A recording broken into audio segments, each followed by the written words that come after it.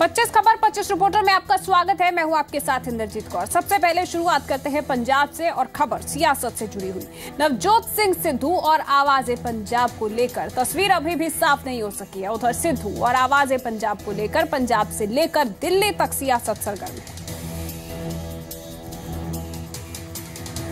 सुखबीर बादल ने आवाज़े पंजाब के नवजोत सिंह सिद्धू को ह्यूमर बॉम्ब करार दिया है।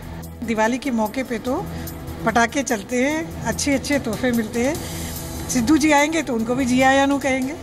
पंजाब कांग्रेस की इंचार्ज आशा कुमारी का सिद्धू पर ये इशारा करने के लिए काफी है कि सिद्धू को लेकर कांग्रेस के सुर अब पूरी तरह बदल गए हैं। सिर्फ कुमारी ही नहीं बल्कि कांग्रेस की वरिष्ठ नेता राजेंद्र कौर भट्टल भी खुले दिल से स्वागत कर रही हैं। दिवाली के मौके पे तो पटाखे चलते हैं, अच्छे अच्छे तोहफे मिलते हैं। सिद्धू जी आएंगे तो उनको भी जी आया नु कहेंगे। देखो सिद्धू का बिना गुजारा तो है नहीं। साडे कोले ਜਿਹੜੇ ਪੰਜਾਬ ਦੇ ਸਾਡੇ ਕੈਪਟਨ ਅਮਰਿੰਦਰ ਸਿੰਘ ਜੀ ਆ ਉਹ ਵੀ ਸਿੱਧੂ ਹੈਗੇ ਨੇ। ਅੱਜ ਸਾਰਾ ਮੈਂ ਵੀ ਸਿੱਧੂ ਹਾਂ। ਪੰਜਾਬ ਅੱਜ ਉਹਨਾਂ ਨੂੰ ਉਹ ਲੀਡ ਕਰ ਰਹੇ ਆ ਪੰਜਾਬ ਨੂੰ, ਔਰ ਪੰਜਾਬ ਉਹਨਾਂ ਨੂੰ ਚਾਹੁੰਦਾ ਹੈ। ਬੜੀ ਅੱਛੀ ਉਹਨਾਂ ਦੀ ਲੋਕਾਂ ਦੇ ਵਿੱਚ ਹੈ। ਇਸ ਲਈ ਅਸੀਂ ਬੜੀ ਪਹਿਲੇ ਦਿਨ ਤੋਂ ਕਹਿੰਦੇ ਆ ਰਹੇ ਹਾਂ। ਮੈਂ ਵੀ ਕਿਹਾ, ਕੈਪਟਨ ਅਮਰਿੰਦਰ ਸਿੰਘ ਨੇ ਵੀ ਕਿਹਾ, अगर कोई आना चाहता है देयर मोस्ट वेलकम। वहीं नवजोत सिंह सिद्धू पर अब तक नरम नजर आ रहे अपना पंजाब पार्टी के नेता सरदार सुच्चा सिंह छोटेपुर के मिजाज सिद्धू को लेकर थोड़े बदल जरूर गए हैं। छोटेपुर ने सिद्धू को उनके साथ मिलने के लिए 1 नवंबर तक का अल्टीमेटम दिया है। साथ ही सिद्धू को कांग्रेस या फिर आम आदमी पार्टी में शामिल न होने की नसीहत भी दी है। सिद्धू के बारे में आप बोल रहे हैं, हम सभी को निमंत्रण करते हैं कि वो आएँ, वेलकम करेंगे। जो भी पंजाब के लिए नया आदमी काम करना चाहेगा, हमारे साथ मिलना चाहेगा, हम उसके साथ मिलने को भी तैयार हैं। मगर बहुत दिन अब इंतज़ार का समा जो है बहुत गुजर चुका है। अब बहुत लंबा समा अब इंतज़ार नहीं करेंगे।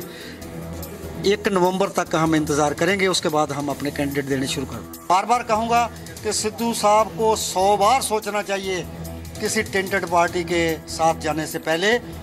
कालियों की भी बदनामी लोगों के सामने है। कांग्रेस ने जो देश के लिए किया है वो भी सबके सामने है। केजरीवाल का जो दिल्ली में हाल है वो भी सबके सामने है। लोग चाहते थे कि सिद्धू एंड कंपनी नई पार्टी के साथ जुड़े। लोगों को शॉक लगेगा और मैं नहीं समझता कि ये किसी और पार्टी के साथ जाएगा तो इसकी इज्जत बढ़ेगी नहीं। वहीं नवजोत सिंह सिद्धू पर उप मुख्यमंत्री सुखबीर सिंह बादल ने तंज कसा है। सुखबीर सिंह बादल ने सिद्धू को जल्दी फटने वाला ह्यूमर बॉम्ब करार दिया है, जबकि बीजेपी सिद्धू से किनारा करती नजर आ रही है।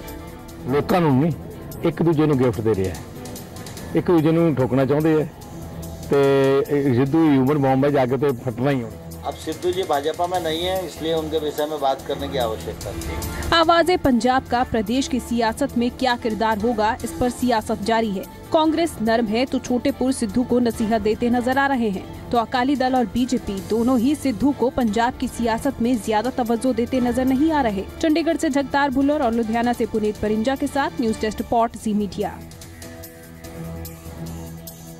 मुख्यमंत्री प्रकाश सिंह बादल और उप मुख्यमंत्री सुखबीर सिंह बादल ने कैप्टन और केजरीवाल के काम करने के ढंग पर तंज कसा है। उधर सुच्चा सिंह छोटेपुर ने भी केजरीवाल के ट्रेड मैनिफेस्टो पर सवाल खड़े किए हैं। अरविंद केजरीवाल और कैप्टन अमरिंदर सिंह के बीच में छिड़ी ट्विटर बहस पर दूसरी पार्टियों ने निशाना साधना शुरू कर दिया है। मुख्यमंत्री सरदार प्रकाश सिंह बादल ने केजरीवाल और कैप्टन को गुमराह करने वाला बताया है। कैप्टन और केजरीवाल के बीच हुई ट्विटर वॉर पर सुखबीर बादल ने कहा कि केजरीवाल और कैप्टन के बीच में दूसरे और तीसरे नंबर की जंग चल रही है। वहीं मुख्यमंत्री प्रकाश सिंह बादल ने कहा कि कैप्टन और केजरीवाल सिर्फ वादे करते हैं, लेकिन जनता काम को तरजीह देती है। फिर अपनी 2 या 3 परसेंट की लड़ाई चल रही है ना, वो कहता मैं दूजे दे आना, कहता मैं दूजे दे आना। अकाली दल पहले तो लोगों ने तक काम देखना है। बयान अखबार कुछ दे दो, जे काम नहीं करना। जिथे ना दिल्ली की सरकार हैगी उत्थे बिल्कुल लोग मायूस हो गए। कैप्टन की सरकार रही है, उन्होंने बड़ा बड़ा पंजाब का नुकसान किया। कांग्रेस ने पानी उन्होंने खोया, राजधानी साड़ी खोई, फिर गुरुद्वारा साहिबान से हमले किए, 84 के हमले किए।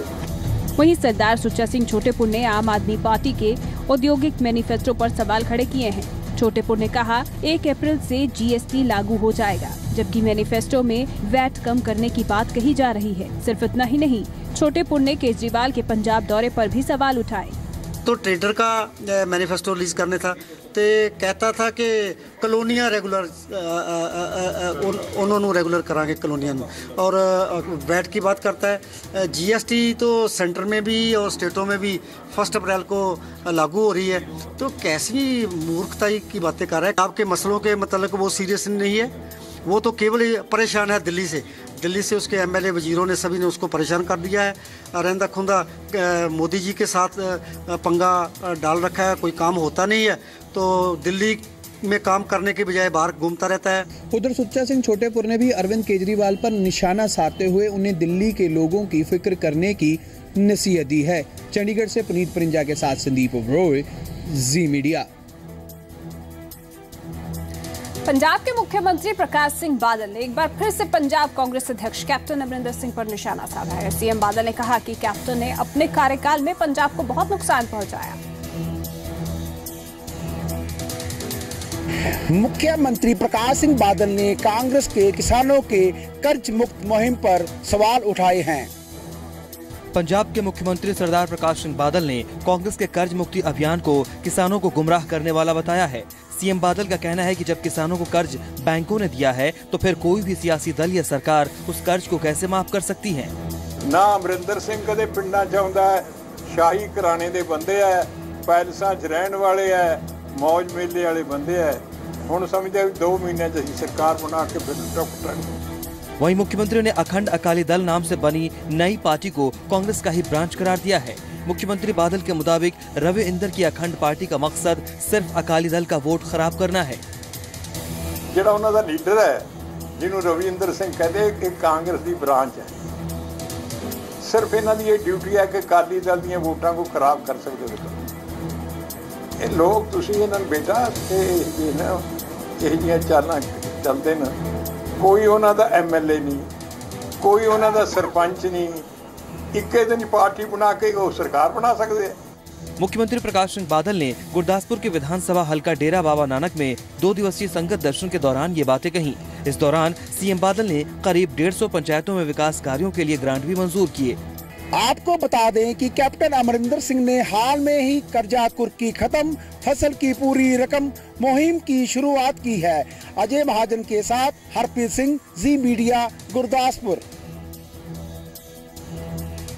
पंजाब बीजेपी चुनाव प्रभारी बनने के बाद नरेंद्र सिंह तोमर एक्शन में आ गए हैं। चंडीगढ़ में हुई पंजाब बीजेपी कोर ग्रुप की बैठक में विधानसभा चुनाव को लेकर चर्चा की गई। पंजाब बीजेपी के चुनाव प्रभारी बनने के बाद नरेंद्र सिंह तोमर आज पहली बार चंडीगढ़ पहुंचे और 2017 के विधानसभा चुनाव की तैयारियों संबंधित बड़े नेताओं से लेकर छोटे कार्यकर्ताओं के साथ मंथन किया। मिशन हैट्रिक को लेकर पंजाब बीजेपी भी जमकर पसीना बहा रही है। चुनावी तैयारियों पर मंथन और रणनीति को जानने के लिए पंजाब बीजेपी के चुनाव प्रभारी बनने के बाद पहली बार नरेंद्र सिंह तोमर ने पहली बैठक ली। बैठक में पंजाब के राजनीतिक हालात और विधानसभा चुनाव को लेकर तोमर ने पंजाब बीजेपी की इकाई से चर्चा की। मैं चुनाव की दृष्टि से आज मेरा पहला दिन था। मैंने यहाँ के वरिष्ठ कार्यकर्ताओं से मुलाकात की और श्रेणीबद्ध कार्यकर्ताओं के साथ बैठक की और चुनाव की दृष्टि से सब चर्चाएं की। नरेंद्र सिंह तोमर शिरोमणि अकाली दल के अध्यक्ष और पंजाब के उप मुख्यमंत्री सुखबीर सिंह बादल से भी मिले। हालांकि उन्होंने इस मुलाकात को शिष्टाचार बताते हुए पंजाब में शिरोमणि अकाली दल और बीजेपी गठबंधन की जीत को तय बताया। अकाली दल के अध्यक्ष श्री सुखबीर सिंह जी से मेरी मुलाकात हुई। आज की मुलाकात एकदम अनौपचारिक थी और उसमें कोई विषय नहीं था। हम लोगों ने बातचीत की और आगे चुनाव हम लोग मिलकर जीतेंगे, इस पर सामान्य चर्चा हुई। नरेंद्र सिंह तोमर ने शिरोमणि अकाली दल और पंजाब के उप मुख्यमंत्री सरदार सुखबीर सिंह बादल से मुलाकात की। तोमर ने गठबंधन की जीत को तय बताया। ब्यूरो रिपोर्ट के साथ राजीव वधवा, जी मीडिया। पंजाब में कांग्रेस भी मिशन सत्ता में लगी हुई है। आज कांग्रेस ने अपने घोषणा पत्र को लेकर मंथन किया। मिशन 2017 के लिए पंजाब कांग्रेस भी जुटी हुई है। पंजाब कांग्रेस की एक अहम बैठक आज चंडीगढ़ में हुई, जिसमें पार्टी के चुनावी घोषणा पत्र को लेकर चर्चा हुई। मिशन सत्ता में लगी पंजाब कांग्रेस विधानसभा चुनाव को लेकर अपने घोषणा पत्र को फाइनल टच देने में लगी हुई है। चंडीगढ़ में पंजाब कांग्रेस की बैठक हुई, जिसमें पार्टी के मैनिफेस्टो को फाइनल रूप देने की कोशिश की गई। भट्टल के मुताबिक पार्टी के घोषणा पत्र के ड्राफ्ट में कुछ बदलाव किए गए हैं। अभी एक और बैठक होगी और नवंबर के महीने में इसे पार्टी को सौंपा जाएगा। ਅਸੀਂ ਸਾਰਿਆਂ ਲੋਕਾਂ ਨੂੰ ਸੁਣਨ ਤੋਂ ਬਾਅਦ ਇੱਕ ਕੱਚਾ ਜਿਹਨੂੰ ਕਹਿੰਦੇ ਕੱਚਾ ਚਿੱਠਾ ਬਣਾ ਕੇ ਲਿਆਂਦਾ ਹੈ। ਉਹਦੇ ਤੇ ਸਾਡੀ ਡਿਸਕਸ਼ਨ ਹੋਈ ਹੈ। ਇਹਦੇ ਚ ਨਾਲ ਅਸੀਂ ਇੱਕ ਦੋ ਗਰੁੱਪ ਕੋਰਸ ਬਣਾਏ ਨੇ। ਇੱਕ ਸਾਡੇ ਦਲਿਤ ਭਰਾ ਜਿਹੜੇ ਹੈਗੇ ਨੇ ਉਹਨਾਂ ਦੇ ਕੁਝ ਪੁਆਇੰਟਸ ਜਿਹੜੇ ਹੋਰ ਐਡ ਕਰਨੇ ਸੀਗੇ। ਮੀਟਿੰਗ ਸਾਡੀ ਜਿਹੜੀ ਹੋਣੀ ਹੈ ਉਹ 3 ਜਾਂ 4 ਆਫਟਰ ਦੀਵਾਲੀ ਉਹ ਮੀਟਿੰਗ ਹੋਣੀ ਹੈ। ਮੇਰਾ ਖਿਆਲ ਉਦੋਂ ਨੂੰ ਸਾਡਾ फाइनल करके ਅਸੀਂ ਆਪਣੇ ਵੱਲੋਂ ਦੇ देंगे। ਅਸੀਂ 13-14 ਦੇ ਨੇੜੇ ਤੇੜੇ फाइनल करके दे देंगे ਇਹਨਾਂ ਨੂੰ। प्रिलिमिनरी स्टेजेस में है, आज चर्चाएं हुई हैं, ड्राफ्ट तैयार होगा और ड्राफ्ट तैयार होने के बाद ये हमारी जो सेंट्रल कमेटी होती है उसके पास जाता है, तो इसमें समय लगता है, अभी समय पे हो जाएगा। बहुत अच्छा एक्सरसाइज मनप्रीत जी और भट्टल जी ने की थी है, जो सारे ग्रुप्स ने राय दी अपने अपने सेक्शन के बारे और सारा कुछ उन्होंने नोट करके हम मैनिफेस्टो का हिस्सा बनाया। कांग्रेस पार्टी का एक ही घोषणा पत्र होगा और उसमें ही सब कुछ होगा। सारे वर्गों के नाल किस किस तरीके की किहड़ी डिमांड के उत्ते ध्यान दे के उसमें फाइनल करना है वो असी लैके आवांगे। 4-5 वर्ग हैगे असी इक्को लैके आवांगे, लेकिन ये नाल एक मैनीफेस्टो साडा होगा अपनी अपनी कंस्टिट्यूंसी वाइज का, जिहड़ा एडमिनिस्ट्रेटिव ऑर्डर्स लई बाद विच गवर्नमेंट बननी है, उस तो बाद एडमिनिस्ट्रेटिव ऑर्डर्स नाल उहदे च पूरे होणगे। पंजाब पे फोकस हो रहा है और पंजाब की बेहतरी पे फोकस हो रहा है, और पंजाब में जो हमें लगता है कि करने की ज़रूरत है, एक सरकार को जो करना चाहिए, एक जिम्मेदार पार्टी के नाते पंजाब में जो करना चाहिए उसके ऊपर फोकस है। पार्टी के वरिष्ठ नेताओं के अनुसार कांग्रेस पार्टी का एक ही चुनावी घोषणा पत्र होगा, लेकिन पंजाब की भलाई के लिए, पंजाब के हर वर्ग के लिए उसमें सब कुछ होगा। चंडीगढ़ से जगतार बुल्लर के साथ संदीप ओबरॉय, जी मीडिया। लुधियाना में अपना पंजाब पार्टी के पदाधिकारियों की बैठक हुई, जिसमें फैसला लिया गया कि पंजाब के सारे जिलों में 10 नवंबर से कॉन्फ्रेंसेस होंगी। मिशन 2017 के लिए अपना पंजाब पार्टी के प्रधान सुच्चा सिंह छोटेपुर मिशन पर है। छोटेपुर के मुताबिक पार्टी 10 नवंबर से पंजाब में कॉन्फ्रेंसेस शुरू करेगी। अपना पंजाब पार्टी के जिला स्तर पर पदाधिकारियों की नियुक्ति के बाद फीडबैक लेने के लिए लुधियाना में अपना पंजाब पार्टी के पदाधिकारियों की मीटिंग हुई। मीटिंग की अगुवाई अपना पंजाब पार्टी के प्रमुख सरदार सुच्चा सिंह छोटेपुर ने की।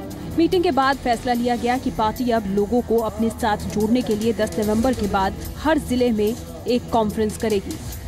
अपना पंजाब पार्टी के डिस्ट्रिक्ट प्रधान है, उनकी मीटिंग थी, उसमें एनरोलमेंट थी। 22 डिस्ट्रिक्ट जो हैं एक कॉन्फ्रेंस कर रहे हैं। 10 से ऑनवर्ड जो सारे पंजाब के डिस्ट्रिक्ट हैं उनकी जो कॉन्फ्रेंसेस हैं वो कंप्लीट की जाएंगी। वहीं टिकटों को लेकर अपना पंजाब पार्टी ने कमर कस ली है। पार्टी ने उम्मीदवारों के लिए नाम मांगे हैं और पार्टी का दावा है कि नवंबर के पहले हफ्ते में टिकटों का ऐलान कर दिया जाएगा। इसके साथ ही सरदार सुच्चा सिंह छोटेपुर ने कहा कि पार्टी सीपीएम और बीएसपी के साथ बातचीत कर रही है। कैंडिडेट की लिस्ट है, उसके बारे में हमने बोला था पहले कि नवंबर के फर्स्ट वीक में हम कुछ कैंडिडेट की लिस्ट जो है फर्स्ट लिस्ट जो रिलीज़ करेंगे, उसके बारे भी कुछ नाम आए हैं। कुछ उनको बोल दिया है कि एक हफ्ते के बीच जो आदमी फर्स्ट लिस्ट में आना चाहते हैं, अच्छे आदमी हैं, सारी इंक्वायरी करके वो हमें भेज दो। हमारा सीपीएमएल से भी चल रहा है, बीएसपी से भी हमारा किंगरा जी जो जनरल सेक्रेटरी हैं ये बात कर रहे हैं, और भी कई छोटे मोटे ग्रुप हैं। सुच्चा सिंह छोटेपुर ने ऐलान किया है कि अपना पंजाब पार्टी नवंबर के पहले हफ्ते में अपने उम्मीदवारों की पहली लिस्ट जारी करेगी। पुनीत पुनीजा के साथ रमन खोसला, जी मीडिया। पंजाब दौरे पर आए चुनाव आयोग की टीम ने चुनाव के दौरान पैसे और शराब और ड्रग्स के इस्तेमाल की आशंका के मद्देनजर सख्ती के संकेत दिए, लेकिन प्रदेश सरकार का कहना है कि पंजाब में देश में सबसे कम नशा है। पंजाब सरकार ने पंजाब में चुनाव के दौरान नशा न इस्तेमाल करने की आशंका से इनकार किया है। चुनाव आयोग की टीम ने पंजाब का दौरा करने के बाद विधानसभा चुनाव में पैसे, शराब और ड्रग्स के इस्तेमाल की आशंका के मद्देनजर सख्ती के संकेत दिए हैं। लेकिन मुख्यमंत्री सरदार प्रकाश सिंह बादल का कहना है कि पंजाब दूसरे राज्यों के मुकाबले ज्यादा अमन पसंद सूबा है। यहाँ चुनाव के दौरान कभी भी कानून व्यवस्था की स्थिति नहीं बिगड़ी है। देखो जिहा अमन शांति नाल पंजाब च इलेक्शन होंदा किते नहीं, किते यूपी वेख लो, बिहार वेख लो, झगड़े होंदे है, इत्थे कदे नहीं झगड़ा होया। पंजाब दा वोटर बड़ा अमन पसंद है, अपना वोट पाया हुंदा, मुड़िया हुंदा। वहीं प्रदेश के उप मुख्यमंत्री सरदार सुखबीर सिंह बादल ने इलेक्शन कमीशन की आशंका पर अपनी प्रतिक्रिया देते हुए कहा कि पंजाब देश का पहला ऐसा राज्य है जहां नशा सबसे कम है। ड्रग्स यूज ज्यादा है, ਤੁਸੀਂ ਕਿਸ ਤਰ੍ਹਾਂ ਇੰਸ਼ੋਰ ਕਰੋਗੇ ਕੀ ਡਰੱਗਸ ਬਹੁਤ ਯੂਜ਼ ਇਲੈਕਸ਼ਨ ਕਮਿਸ਼ਨ ਨੂੰ ਆਪ ਪਤਾ ਕਰ ਲੈਣਾ ਚਾਹੀਦਾ ਇੱਥੇ ਸਭ ਤੋਂ ਘੱਟ ਡਰੱਗਸ ਇੰਡੀਆ 'ਚ ਪੰਜਾਬ 'ਚ ਹੈ। दरअसल अपने पंजाब दौरे के क्रम में चुनाव आयोग की टीम ने तमाम सियासी पार्टियों, व्यापारियों और अन्य वर्गों से मुलाकात के बाद इस बात की आशंका जताई है कि चुनाव के दौरान बड़े पैमाने पर मनी एंड मसल पावर का इस्तेमाल हो सकता है। अब देखना यह दिलचस्प होगा कि नशे के खिलाफ चुनाव आयोग की शक्ति का कितना असर होगा। अमृतसर से राजन कुसाई, गुरदासपुर से अजय महाजन के साथ जसविंदर बब्बर, जी मीडिया। हरियाणा सरकार के 2 साल पूरे होने पर मुख्यमंत्री मनोहर लाल ने ऐलान किया है कि अगले साल गरीब कल्याण वर्ष के रूप में मनाया जाएगा।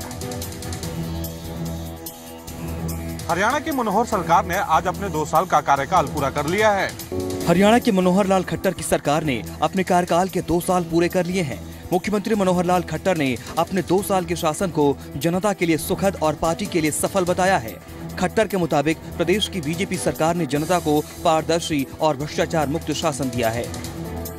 अपनी सरकार को पारदर्शी सरकार के नाते से एक व्यवस्था देने का काम किया है। जो अव्यवस्थाएं समाज को, जनता को तंग करती थी, दुखी करती थी, उनमें से एक हर प्रकार की काम को व्यवस्थित करने का काम हमने किया है। भ्रष्टाचार को दूर करने के लिए हमने बहुत प्रयत्न किए और उसका एक सुकून जनता को मिला भी है। मुख्यमंत्री ने दावा किया है कि सरकार ने इस दौरान 2000 नई योजनाओं का ऐलान किया, जिनमें से 1200 योजनाएं पूरी हो चुकी हैं। वहीं सरकार के 2 साल पूरे होने पर मुख्यमंत्री ने 31 अक्टूबर को जनता को नए तोहफे देने का भी ऐलान किया है।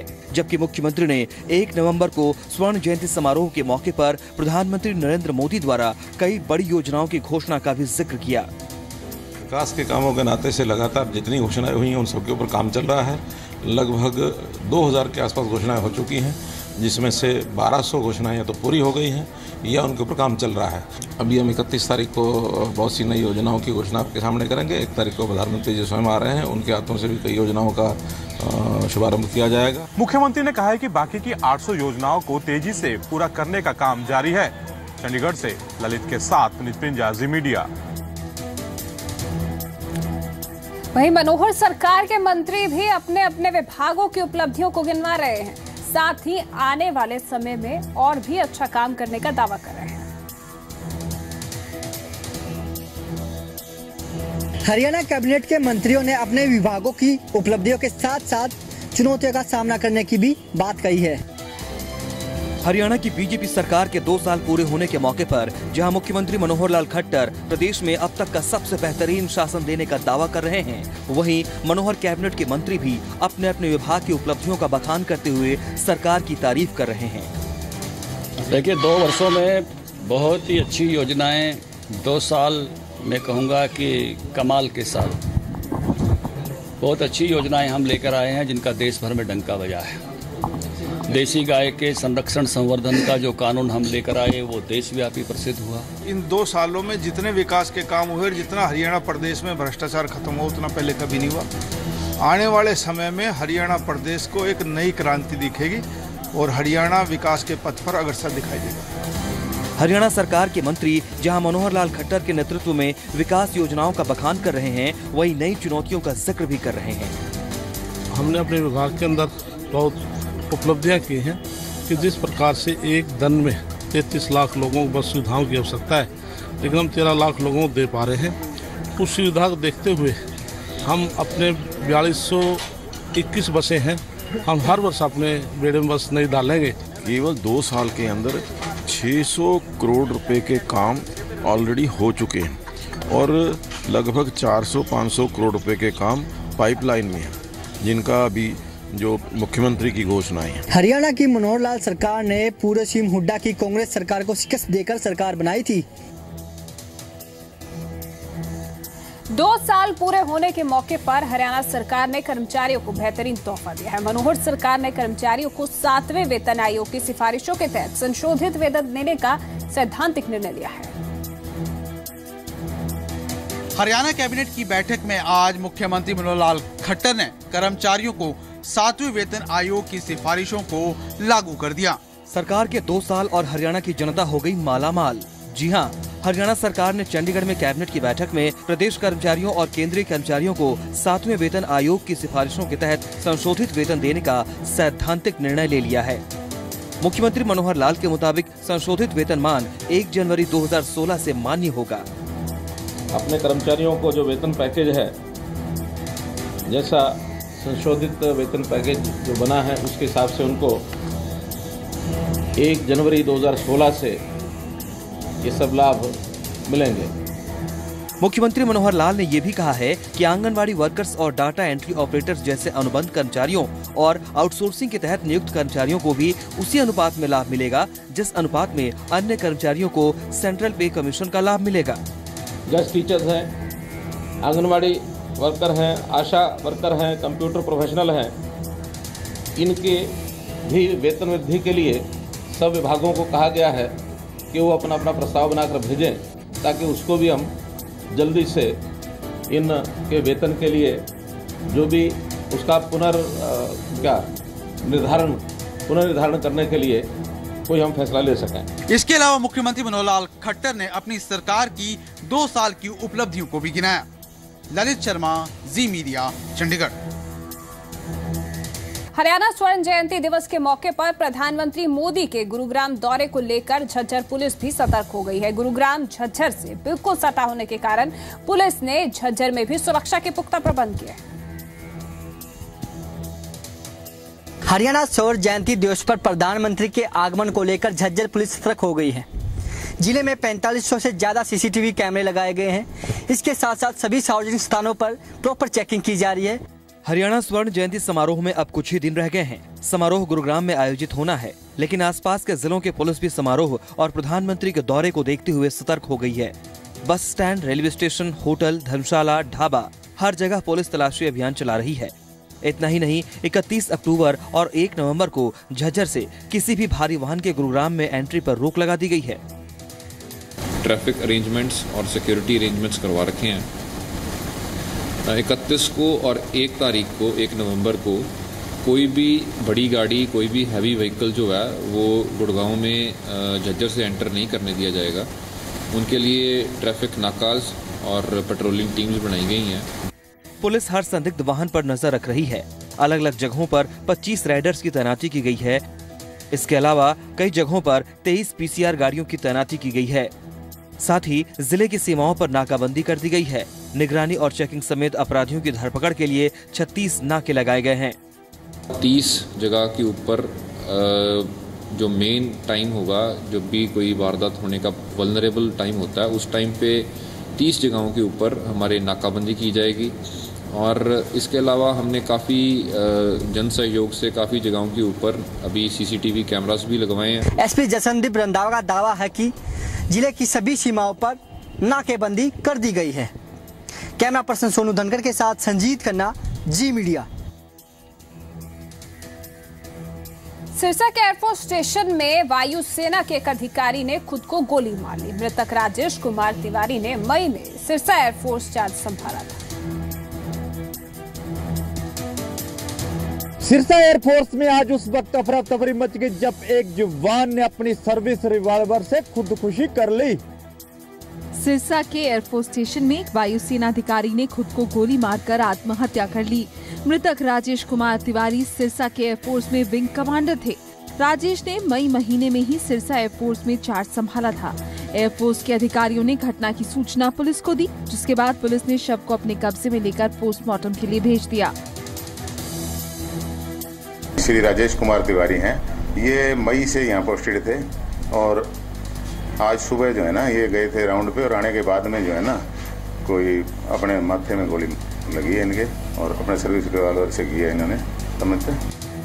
राजेश की मौत की जानकारी उनके परिजनों को दे दी गई है, लेकिन इंडियन एयरफोर्स के अधिकारी राजेश कुमार तिवारी की खुदकुशी का सच क्या है, ये अब तक सामने नहीं आ पाया है। पुलिस ने धारा 174 के तहत केस दर्ज कर मामले की जांच शुरू कर दी है। जो अपने सुरक्षा अधिकारी हैं उन्होंने सुसाइड कर लिया है अपने सर्विस पिस्टल से। तो हम मौका पे गए तो हमारे को श्री संजीव कुमार जी ग्रुप कैप्टन ने सारी बात बताई है। उनके आधार पर हम उनकी जो है ना 174 CRPC कार्रवाई कर रहे हैं। पुलिस मामले की जांच में जुटी हुई है, लेकिन फिलहाल इसमें कुछ भी कहना जल्दबाजी होगी। सिरसा से विजय कुमार के साथ कमरजीत सिंह विरक, जी मीडिया। हिमाचल प्रदेश के सीएम वीरभद्र सिंह के खिलाफ आय से अधिक संपत्ति के मामले में दिल्ली हाई कोर्ट में सुनवाई हुई। वीरभद्र सिंह की ओर से बहस पूरी होने के बाद आज अपना पक्ष रखा गया और सीबीआई की कार्रवाई पर आपत्ति जताते हुए बिना राज्य सरकार की अनुमति के जांच को गलत ठहराया। आय से अधिक संपत्ति मामले में फंसे हिमाचल प्रदेश के मुख्यमंत्री वीरभद्र सिंह पर दिल्ली हाई कोर्ट में आज फिर सुनवाई जारी रही। मुख्यमंत्री की तरफ से पक्ष रखने के बाद आज प्रदेश सरकार ने अपनी दलीलें रखी। संविधान का हमारी स्कीम है, उसमें राज्यों की क्या अहमियत है और जो सीबीआई की जो पुलिस है इसका जो पावर है वो एक्सरसाइज करती है यूनियन टेरिटरीज के अंदर। और अगर इन्होंने अपनी पावर स्टेट के अंदर एक्सरसाइज करनी है तो इनको स्टेट की पहले अनुमति लेनी पड़ेगी। हमारे केस में क्या है कि हमारे केस में कभी भी राज्यों को कोई भी अनुमति लेने का प्रस्ताव नहीं आया इनकी तरफ से। प्रदेश सरकार ने सीबीआई की कार्रवाई पर आपत्ति जताई। प्रदेश सरकार की तरफ से कोर्ट में कहा गया कि प्रदेश सरकार की मंजूरी के बिना सीबीआई की इस तरह से कार्रवाई गलत है। मामले की सुनवाई एक बार फिर कल से जारी रहेगी। पंकज कपाही, जी मीडिया, दिल्ली। शिमला में 4 वर्षीय युवक के अपहरण और हत्या मामले में सीआईडी ने जिला सीजेएम कोर्ट में चार्जशीट फाइल कर दी है। सीआईडी ने युग अपहरण और हत्या मामले में कोर्ट चार्जशीट दायर कर दी है।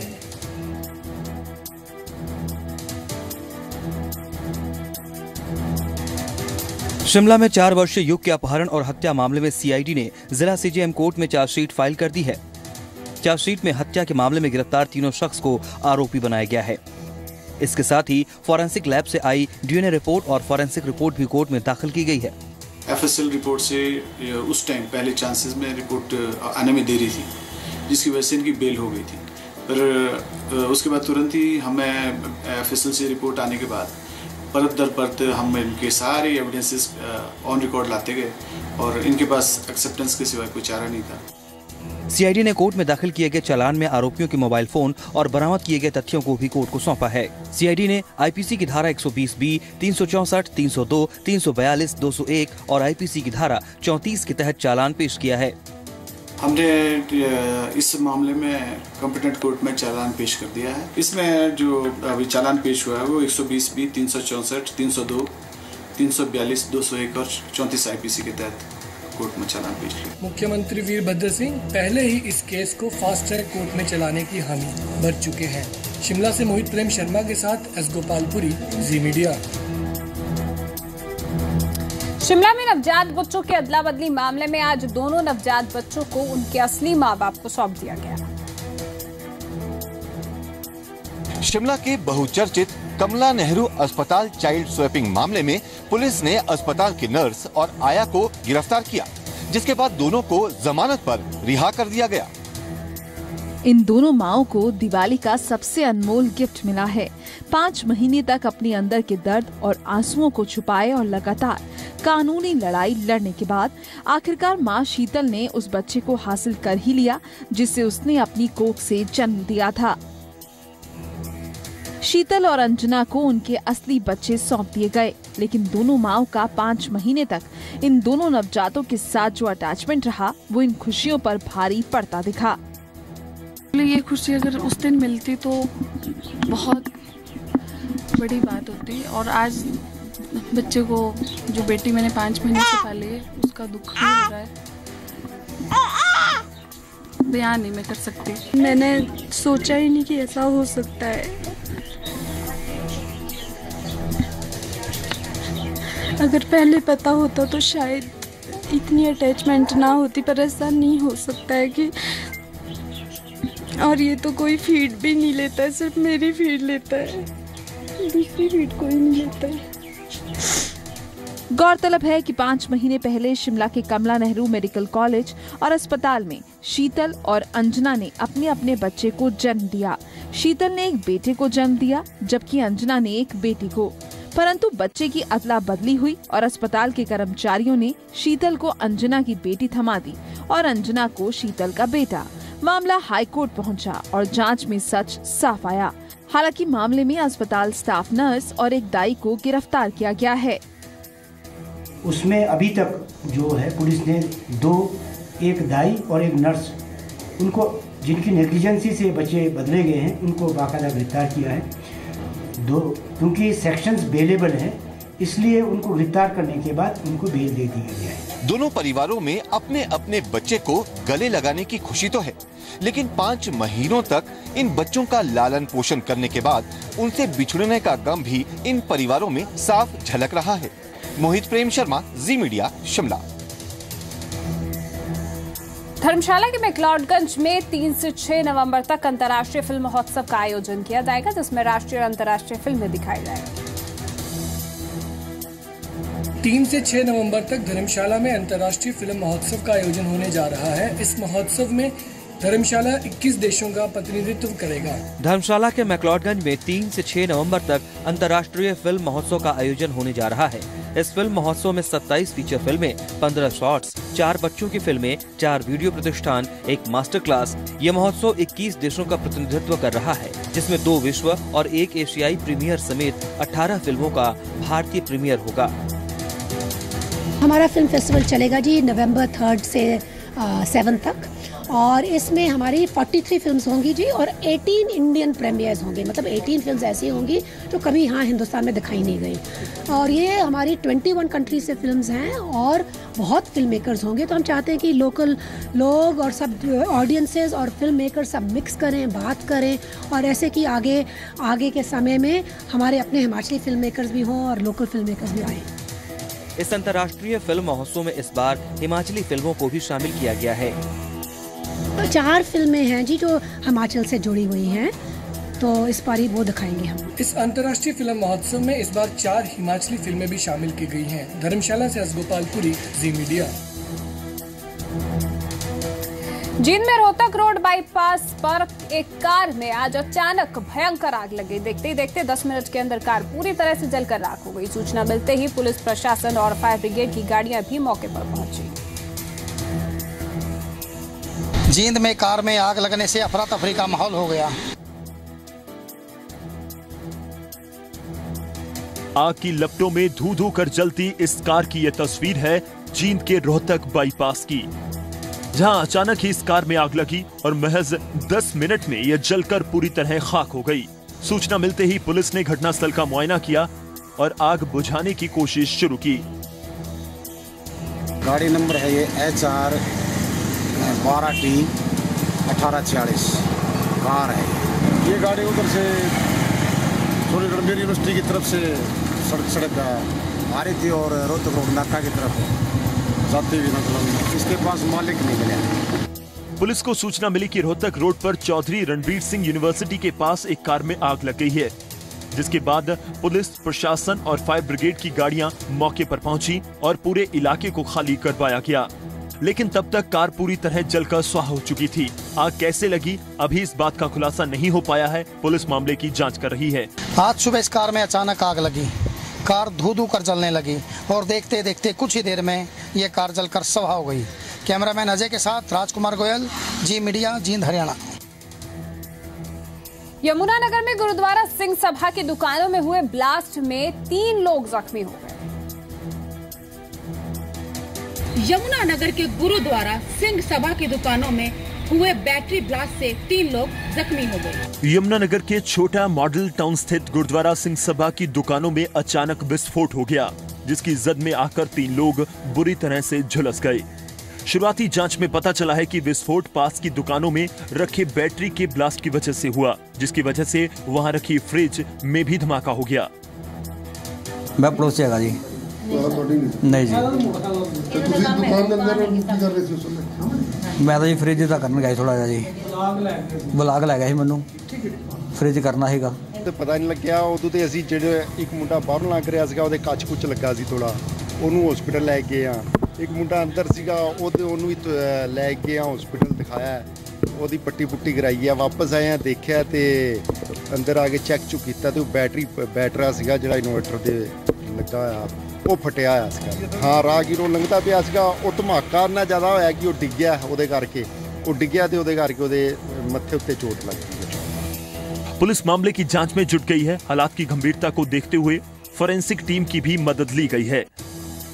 कंट्रोल से सूचना मिली थी कि गुरुद्वारा साहिब जो छोटा माल टाउन है वहाँ पर एक दुकान में ब्लास्ट हुआ है और हमने यहाँ के देखा कि इसमें जो है ना ब्लास्ट हुआ है कुछ आदमियों को शायद 3 लोगों को चोट लगी है। घायलों को अलग अलग अस्पतालों में भर्ती कराया गया। यमुनानगर से वीना रानी, जी मीडिया। फरीदाबाद में एक एम्बुलेंस से बियर की 110 पेटियां बरामद की गई है। फरीदाबाद में एक एम्बुलेंस से बियर की पेटियां बरामद की गई। फरीदाबाद पुलिस ने गश्त के दौरान बड़ी कामयाबी हासिल करते हुए एक एम्बुलेंस से 110 पेटी बियर के साथ 2 आरोपियों को गिरफ्तार किया है। पुलिस को ये कामयाबी टोल नाके पर चेकिंग के दौरान मिली। शुरुआती पूछताछ में खुलासा हुआ है कि बियर की ये पेटियां बल्लभगढ़ से सोहना के रास्ते उत्तर प्रदेश में सप्लाई की जानी थी। डिब्बे को उतार के फिर अंदर स्मेल ली गई तो उसके अंदर शक हुआ कि इसके अंदर शराब भरी हो सकती है। फिर गाड़ी को खोल के चेक किया गया तो उसके अंदर करीब 110 पेटी बियर की मिली। इन्होंने पूछताछ में बताया कि बल्लभगढ़ से इन्होंने एम्बुलेंस को लिया था और आगे सोना लेके जा रहे थे। आगे इसको यूपी में तस्करी करने की इनकी संभावना थी। पुलिस की तफ्तीश जारी है, लेकिन आरोपियों ने खुद को बेकसूर बताते हुए कहा है कि उन्हें एम्बुलेंस में बियर की पेटियों की जानकारी नहीं थी। उन्हें बताया गया था कि पेटियों में दवाइयां हैं जिसके लिए उन्हें 300 रुपए दिए गए थे। कितनी पेटियां लेके गए थे? कहाँ ले ये भी नहीं पता है, इन्होंने जब चेक करी है जब पता चला कि उसमें दारू। अच्छा, एम्बुलेंस में लेके जा रहे हो, ये भी नहीं पता किसकी गाड़ी है क्या है? हमें तो दवा बताई थी, बोला उस पर वहाँ सोना जाके छोड़ दिया। तो किसकी गाड़ी है ये तो पता होगी? ये भी नहीं मालूम। ये भी नहीं मालूम। कितने पैसे मिले थे? 300 रुपये। अच्छा।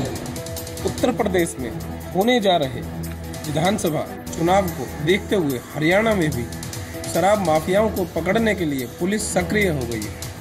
फरीदाबाद से विनोद मित्तल, जी मीडिया। पानीपत में स्वास्थ्य विभाग के साथ साथ सीआईडी ने भी मिलावटखोरों पर शिकंजा कस दिया है। पानीपत में स्वास्थ्य विभाग और सीआईडी की टीम ने नकली मावा का धंधा करने वालों के खिलाफ नकेल कसनी शुरू कर दी है। त्योहारी सीजन में जहां एक तरफ मिठाइयों, उत्सव और खुशियों का माहौल देखने को मिल रहा है, वहीं दूसरी तरफ इस मौके का फायदा उठाने वाले भी सक्रिय हैं। इन दिनों मिठाई बनाने के लिए बड़े पैमाने पर नकली मावा और खोए का धंधा होता है। पानीपत सीआईडी और स्वास्थ्य विभाग की टीम ने एक दुकान पर रेड कर 300 किलो नकली मावा बरामद कर इस बात की पुष्टि कर दी है। सीआईडी की टीम ने इस दौरान दुकानदार को नकली मावे को मिठाइयों के साथ रखते हुए दबोचा। स्वास्थ्य विभाग और सीआईडी की टीम ने इसके अलावा कई और दुकानों पर भी छापेमारी की और सैंपल इकट्ठा कर टेस्ट के लिए लैब भेजा। दिल्ली नोएडा को जोड़ने वाले डीएनडी फ्लाईवे पर जी मीडिया के अभियान का बड़ा असर हुआ है। इलाहाबाद हाईकोर्ट ने फ्लाईवे पर टोल वसूली पर रोक लगा दी है। सर, अभी भी टोल वसूला जा रहा है डीएनडी पर, जबकि इलाहाबाद हाईकोर्ट ने तो कहा है कि आप तुरंत प्रभाव से फ्री कर दिया जाए। तो आप फ्री क्यों नहीं कर रहे हैं अभी? क्या आपने टोल दिया? दिया। यहाँ पर स्थिति ये है कि कोर्ट का फैसला आ गया है। कोर्ट ने कहा है कि तुरंत जो है डीएनडी उसको फ्री कर देना चाहिए, लेकिन आपने भी डीएनडी पर टोल दिया है जबकि फ्री हो चुका है।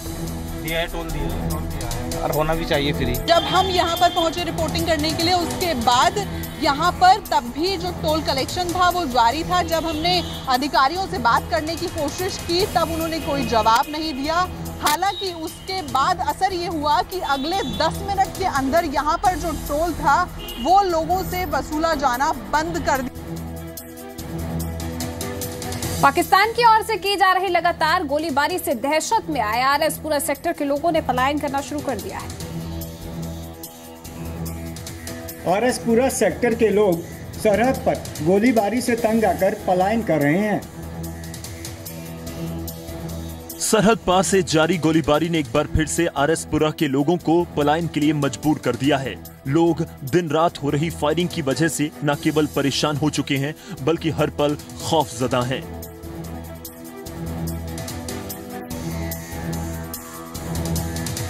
लोग ट्रकों और ट्रैक्टर ट्रालियों में अपना सामान रखकर अपना घर बार छोड़कर सुरक्षित स्थान की तलाश में हैं। पिछले दिनों भारी गोलीबारी में इलाके के 11 लोग बुरी तरह से जख्मी हो गए थे, जिनका स्थानीय अस्पताल में इलाज चल रहा है। लाइन ऑफ कंट्रोल के नजदीक पाकिस्तान की ओर से जारी फायरिंग ने पुंछ के लोगों की जिंदगी जोखिम में डाल रखी है। पुंछ सेक्टर में हो रही गोलाबारी की वजह से स्कूली छात्र डरे और सहमे हुए हैं। इस्लामाबाद शाहपुर सेक्टर में लाइन ऑफ कंट्रोल के नजदीक पाकिस्तान की ओर से जारी फायरिंग ने पुंछ के लोगों की जिंदगी जोखिम में डाल रखी है। गोलियों के छर्रों और मोटरार के छल्लों से सबसे ज्यादा यहां के स्कूलों में पढ़ने वाले बच्चे सहमे हुए हैं, जिन्हें हर पल किसी अनहोनी की आशंका बनी रहती है। जम्मू कश्मीर घाटी में मदद के वक्त अब किसी को खून की कमी नहीं होगी। जम्मू कश्मीर के मुख्य अस्पताल में एक बार फिर से ब्लड बैंक की स्थापना हो चुकी है। जम्मू कश्मीर घाटी में मदद के वक्त अब किसी को खून की कमी नहीं होगी, क्योंकि यहाँ की जेबी पंत चिल्ड्रन हॉस्पिटल को एक नया ब्लड बैंक मिल चुका है। दरअसल 2014 में घाटी में आई बाढ़ की वजह से यह अस्पताल बुरी तरह से प्रभावित हुआ था। तब से लगातार यहाँ ब्लड बैंक को दोबारा से स्थापित किए जाने की मांग की जा रही थी। और अब जाते जाते आपको छोड़ जाते हैं प्रमुख शहरों के मौसम के हाल के साथ। मैदानी इलाकों में हवा का दौर जारी है, जिसकी वजह से तापमान में हल्की गिरावट दर्ज की गई है। हरियाणा के हिसार में अधिकतम तापमान 34 डिग्री सेल्सियस रिकॉर्ड हुआ है, जबकि दिल्ली और गुरुग्राम में आज का अधिकतम तापमान 33 डिग्री सेल्सियस नोट किया गया। वहीं चंडीगढ़ में आज का अधिकतम तापमान 31 डिग्री सेल्सियस रहा। पंजाब के बठिंडा में 32 डिग्री सेल्सियस, जबकि लुधियाना और पटियाला में भी 32 डिग्री सेल्सियस तापमान रिकॉर्ड हुआ है, जबकि अमृतसर में अधिकतम 30 डिग्री सेल्सियस दर्ज किया गया।